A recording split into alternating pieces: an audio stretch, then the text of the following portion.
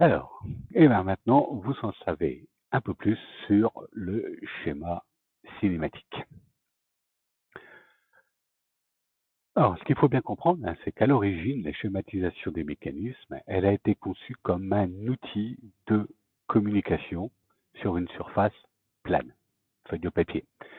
À l'époque, on n'avait pas les ordinateurs que l'on a aujourd'hui et on n'avait surtout pas les logiciels de DAO de type SolidWorks qui nous permettaient de voir les mécanismes en 3D.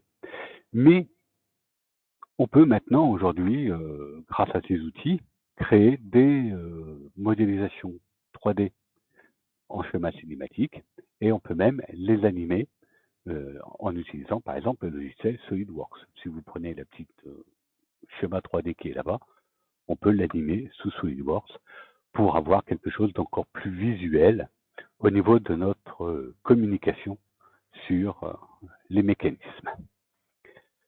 Donc, vous verrez par la suite que vous serez amené à comprendre les schémas cinématiques représentés sur papier, mais attention, ça peut être en couleur ou en 3D, ça va dépendre de la qualité des documents qu'on va vous fournir.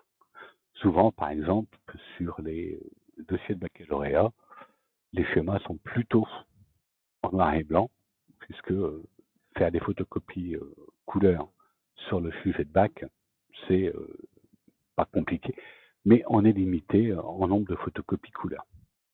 Donc, le schéma cinématique va être pour vous un outil de communication, de compréhension du fonctionnement du schéma cinématique. On arrive bientôt à la fin de ce document de cours. Donc on se retrouve sur la diapo suivante.